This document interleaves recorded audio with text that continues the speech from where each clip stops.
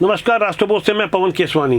रायपुर के समीप नकटी गांव में जिस तरह से बुलडोजर एक्शन हुआ, उसमें सरकार की ओर से खुद मुख्यमंत्री विष्णुदेव साय का स्पष्टीकरण आ गया है। वहीं दूसरी तरफ सरकार के ही कभी कद्दावर मंत्री रहे और रायपुर के सांसद बृजमोहन अग्रवाल ने जिस तरह से तेवर दिखाए और साफ तौर पर एक चेतावनी दी है, उनके शब्दों पर यदि गौर किया जाए तो ये साफ तौर पर चेतावनी सिस्टम के विरुद्ध है। बृजमोहन अग्रवाल अपने इसी तेवर के कारण जाने जाते रहे हैं। नकटी गांव में बुलडोजर एक्शन के ठीक 2 दिन पहले जिस मनोयोग से ग्रामवासियों के सामने ये बात रखी थी कि उनके साथ अन्याय नहीं होगा, बीच का रास्ता निकाला जाएगा, लेकिन वो बीच का रास्ता कहीं नजर नहीं आया। एक दिन की भी देरी नहीं की गई और अल सुबह बुलडोजर एक्शन शुरू हो गया। ये बातें खासकर भूपेश बघेल जैसे नेताओं को खूब पसंद आई। आग में घी डालने का भी उन्होंने काम किया और ये समझाने की कोशिश की कि ये भाजपा का अंदरूनी झगड़ा है। सरकार अपने स्टैंड पर कायम है। सरकार की ओर से यही कहना है, जो किया एकदम ठीक किया। देखिए, नकटी में जहाँ तक वो लोग अतिक्रमण किए हुए थे सरकारी जमीन में, और ये पहली बार हुआ है कि सरकार उनको ईडब्ल्यूएस का मकान, करीब 66 परिवार को ईडब्ल्यूएस का मकान तुरंत, मतलब जिस दिन उनका बेदखली किया गया उसी दिन उनको और दूसरे दिन मकान दिया गया है। ये पहली बार किसी सरकार ने किया है। रात के अंधेरे में जिन लोगों ने तोड़फोड़ की है वो माफ करने लायक नहीं है। उन लोगों के खिलाफ में कड़ी से कड़ी कार्रवाई होनी चाहिए और नकली वालों के साथ में मैं पिछले दिन का आज भी हूँ और कल भी हूँ। यानी मुख्यमंत्री और सांसद के दोनों के बयानों में काफी विरोधाभास था। सरकार अपनी बात कर रही है और साफ तौर पर ये समझाने की कोशिश की जा रही है। अवैध कब्जे से पहले काफी सारे नोटिस दिए गए थे और सोशल मीडिया में विश्वनाथ पांडे जैसे कई सोशल मीडिया यूज़र हैं जो समझाने की कोशिश कर रहे हैं कि अवैध कब्जा करने वाले करीब 80 लोगों में से 21 ऐसे थे जिनके पास 10,000 फीट से ज़्यादा का कब्जा था। ये तो किसी फार्म हाउस की साइज होती है। वैसे बेदखली का मामला जब राजधानी या राजधानी के आसपास का हो तो कवरेज भी अच्छी मिलती है, और यदि ऐसे मामलों का पटाक्षेप करने की कोशिश भी की जाए तब भी बदले हुए हालात में सोशल मीडिया में फोटो और वीडियो के लिए नेताओं का पॉलिटिकल टूरिज्म भी जरूरी है। इस बार बारी थी पुराने डिप्टी सीएम टीएस बाबा की। हल्की बारिश हो रही थी, बाबा साहब वहीं बैठ गए, फोटो भी अच्छी आई। इसी तरह कई अन्य लोगों ने टूटे हुए मकानों के अंदर कुछ लोगों को बिठाकर फोटो खिंचवाई।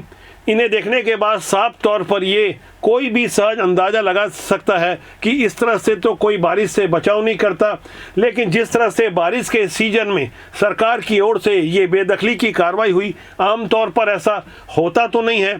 और जिस आनन फानन में नकटी गांव में जो तोड़फोड़ की कार्रवाई हुई है, वो कार्रवाई वाकई अप्रत्याशित थी। जिस तरह की जल्दबाजी दिखाई गई उसमें कारणों को भी तलाशा जा रहा है। अब बात हो रही है किन कारणों से ऐसी जल्दबाजी दिखाई गई। अब मौका था विपक्ष का, तो भूपेश बघेल का ये बयान सामने आया जहां वो समझाने की कोशिश कर रहे थे कि भाजपा के आपसी झगड़े के कारण ये कार्रवाई हुई है। लेकिन भूपेश बघेल जैसे नेता भी अच्छी तरह से जानते हैं कि हकीकत क्या है, तैयारी कब से चल रही थी। ऐसे में भला चरणदास महंत भी कहाँ पीछे रहने वाले थे। उनका भी एक बयान विधानसभा की कार्रवाई को लेकर आ गया है। फिलहाल भूपेश बघेल ने आग में घी डालने की अपनी ओर से जो कोशिश की है, उनके इन शब्दों पर गौर करें। तो ब्रिजमोहन के यहाँ नहीं जाते, ओपी चौधरी के यहाँ चल लेते तो शायद उनका मकान नहीं टूटता। ब्रिजमोहन के यहाँ चल दिया, उन्होंने कहा नहीं टूटता।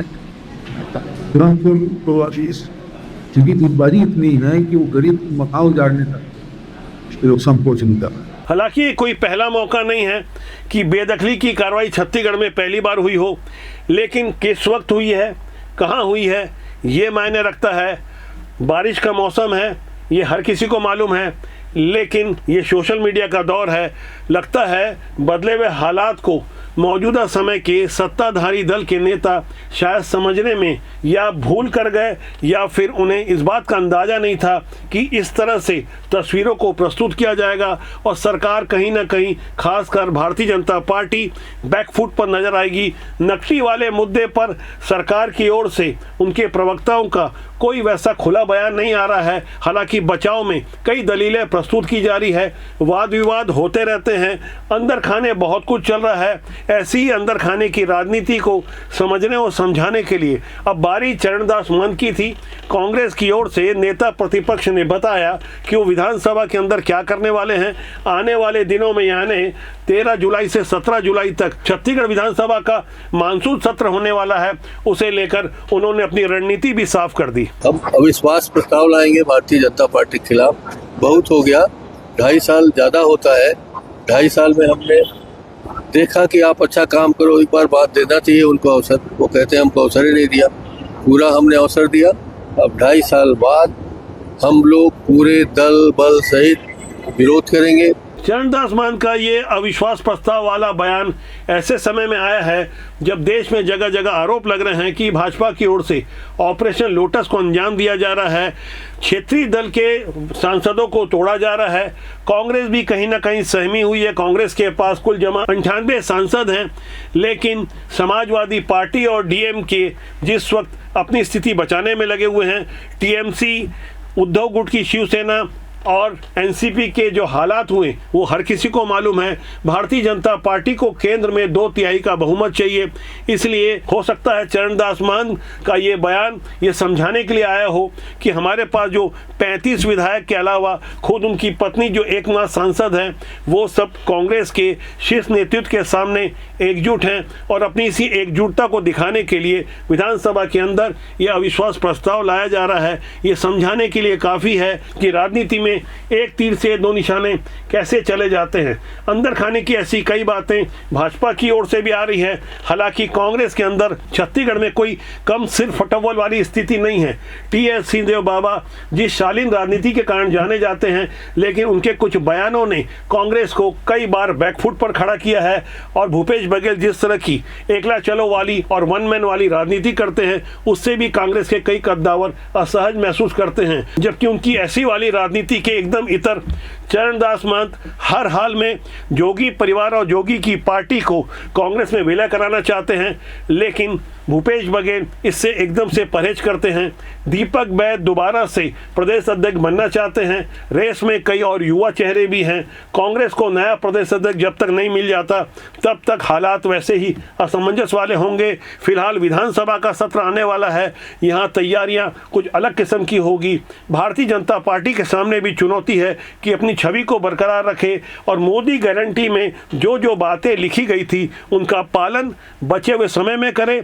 खासकर सरकारी नौकरी में भर्तियों का जहां तक मुद्दा है, इस पर भारतीय जनता पार्टी को अपना स्टैंड बहुत जल्दी स्पष्ट करना होगा। वैसे शिक्षा विभाग में 5000 की भर्तियों वाली डेडलाइन 15 जुलाई की है, इसे लेकर भी आने वाले दिनों में खूब राजनीति हो सकती है। शिक्षा विभाग को लेकर हमेशा से ही खूब राजनीति होती रही है। जब नई नई सरकार विष्णुदेव की बनी थी, शिक्षा मंत्री बृजमोहन अग्रवाल थे, उन्होंने सरकार की कैबिनेट के बिना सहमति के ही 33,000 शिक्षकों की भर्ती का ऐलान अपनी ओर से कर दिया था। उसके बाद लोकसभा चुनाव आचार संहिता लग गई और सरकार के लिए भी बड़ी असमंजस वाली स्थिति हो गई थी। फिलहाल नकटी गांव में बुलडोजर एक्शन के बाद बृजमोहन अग्रवाल ने अपने स्टैंड को और ज़्यादा स्पष्ट कर दिया है। पहले भी वो सरकार की नीतियों से असहमत होकर कई बयान खुलकर देते रहे हैं और अक्सर जो मुख्यमंत्री को पत्र लिखा करते हैं, कई बार वो पत्र मुख्यमंत्री को डिस्पैच होने के साथ सीधे मीडिया ऑफिस तक भी पहुंच जाते हैं।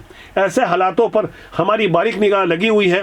हम लोगों को जागरूक करते हैं, राजनीति में अच्छे लोग आए, राजनीति बुरी नहीं होती, उसमें काम करने लोग अच्छे या बुरे होते हैं। ये बातें हम बार बार इसलिए लोगों के सामने रखते हैं, खासकर युवा सिस्टम से जुड़े, देश के नवनिर्माण में अपना योगदान दें।